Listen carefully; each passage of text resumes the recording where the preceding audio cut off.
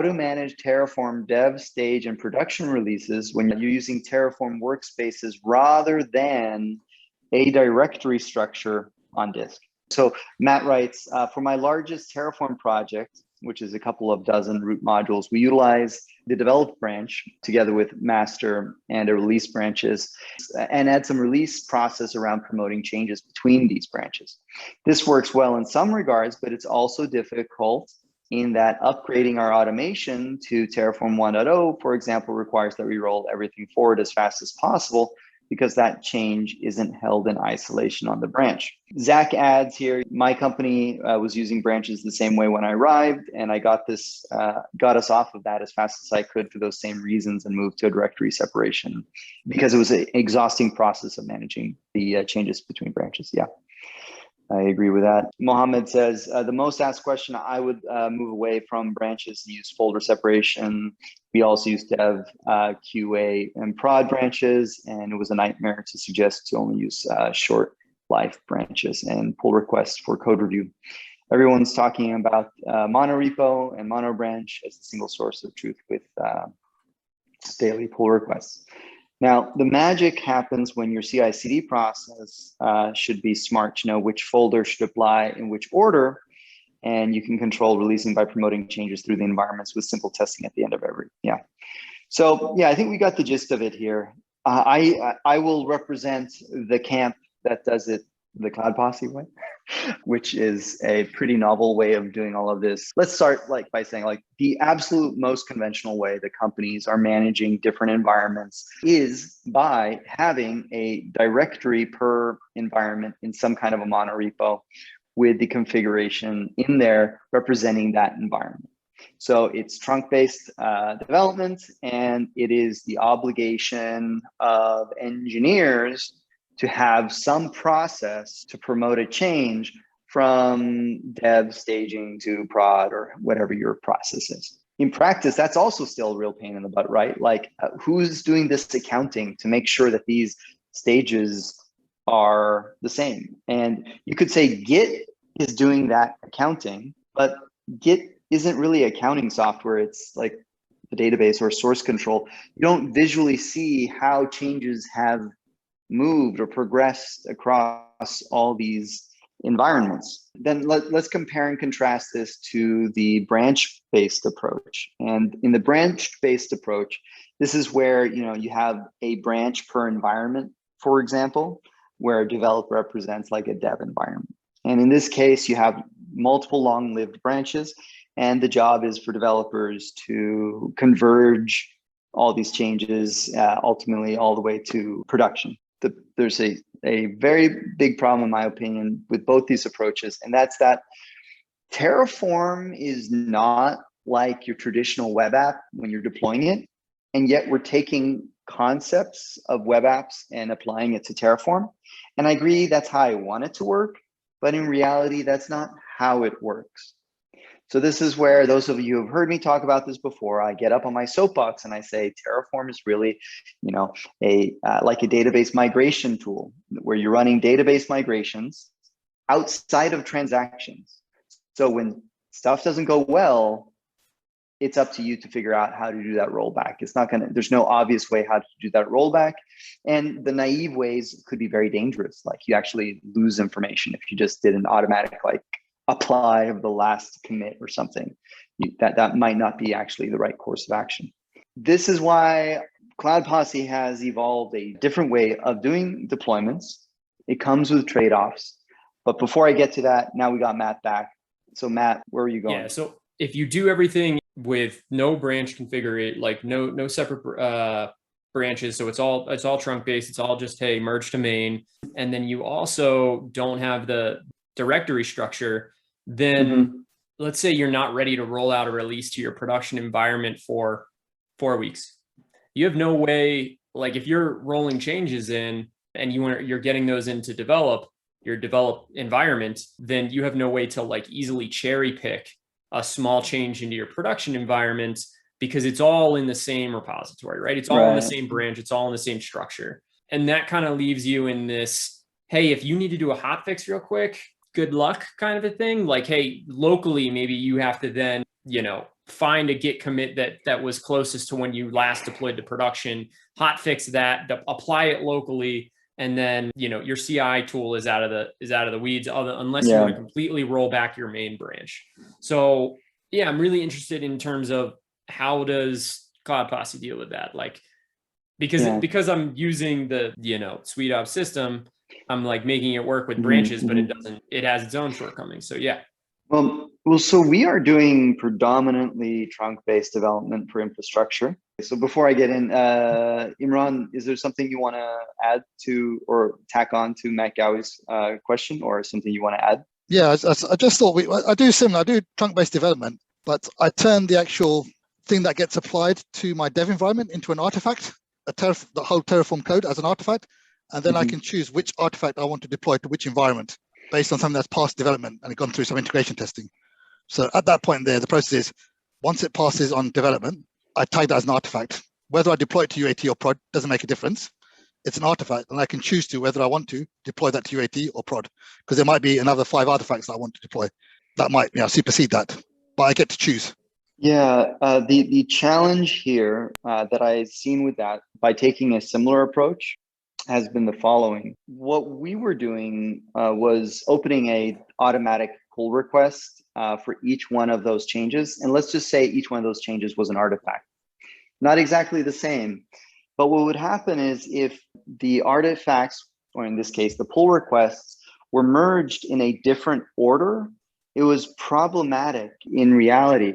I guess one of the problems we had in that case, because we were using pull requests, like if two things were modifying the same lines of code, we would have conflicts. And if you're using artifacts, you're not going to have that problem.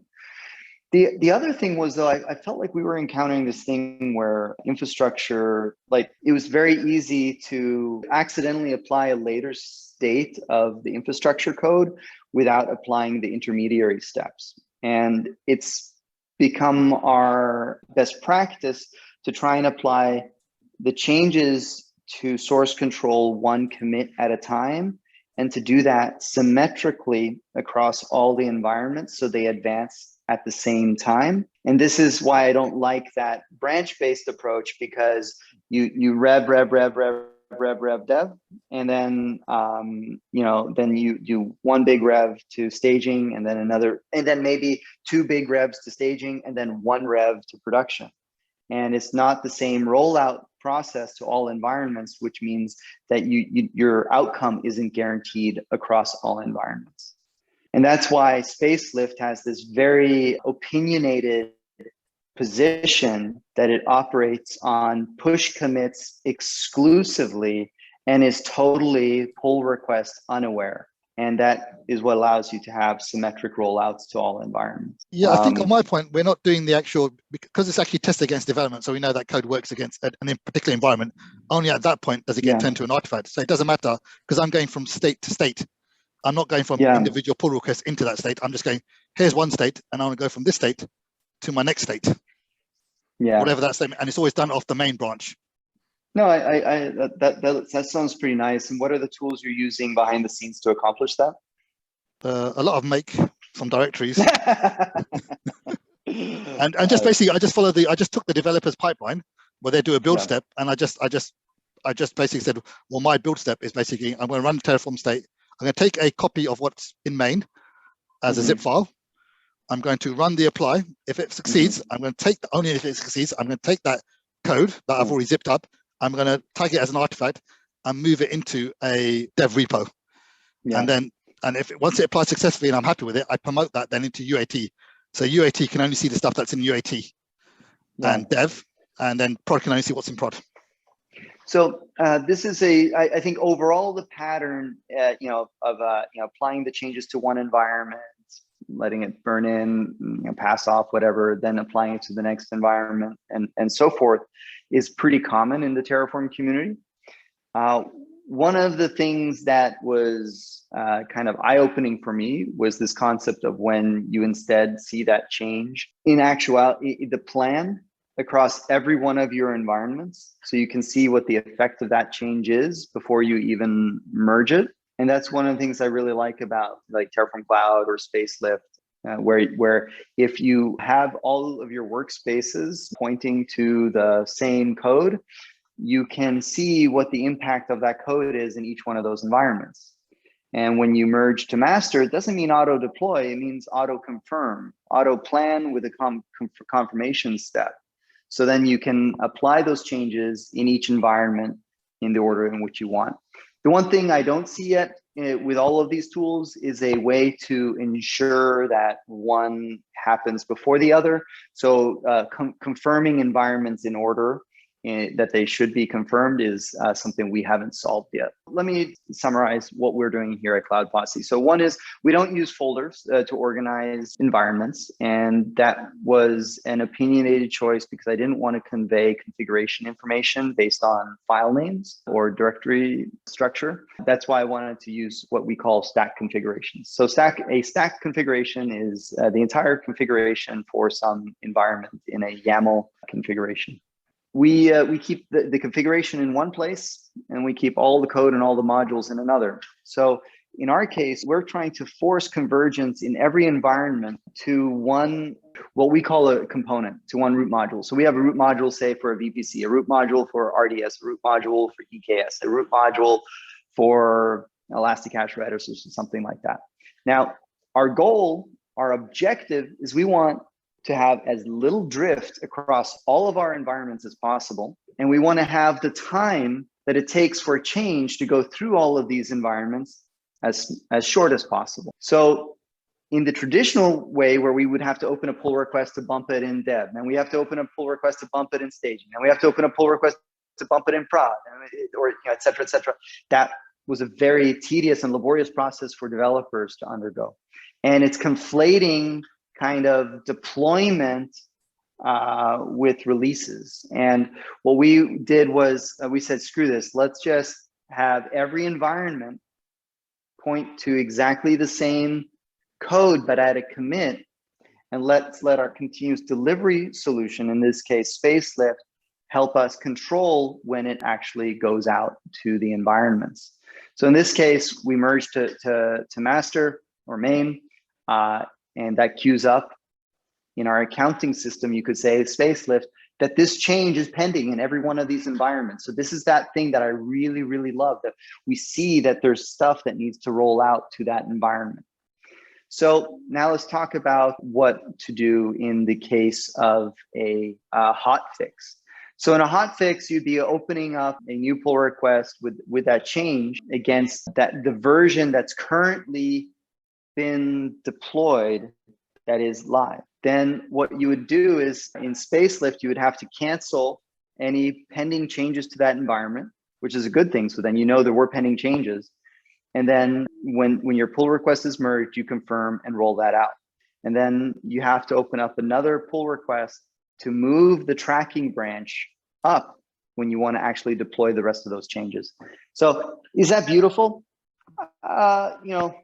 I wish hot fixes were a more straightforward way of doing it. I think the fundamental problem is accounting and keeping track of all what is actually gone out to production. And that's why I like spacelift as that kind of accounting software for Terraform. I got you. I feel like mean, there's a lot of hand waving right there without some Terraform code. Now it's easier for you to understand because you've seen our stuff behind the scenes. It's harder for a lot of others to see it because they haven't seen our stuff behind the scenes. Yeah, but it's useful for me to hear you like kind of explain the way you would go about a hotfix. That's the one thing that really bugs me about not really having branches. I've had two teams that I've worked with using like the sweetops approach that have been like, oh, but we could just deploy to prod by hitting this confirm button. Like, isn't that sketchy? And I think that maybe the answer there is more just access control or like exactly. That's a policy. That's a policy. Yeah. Yeah. And what we've rolled out now with our module for spacelift is that you can customize the OPA policy per stack. So it's very easy to come up with a policy now that restricts what you can do with prod and who can make that confirm those changes to prod. And we are working with spacelift behind the scenes to, there was one thing we needed, then one bit of extra metadata they needed to pass to the policy engine. I forget what it was, but with that, then we could say that, well, you can't confirm prod if staging wasn't confirmed. And you can't confirm staging if dev wasn't confirmed. And this is all using just pure Rego. So it's not saying like it's what spacelift can or cannot. It's not that. It's what you can define as a policy, which I love. Yeah. Yeah. Rego is awesome. That's a beautiful thing.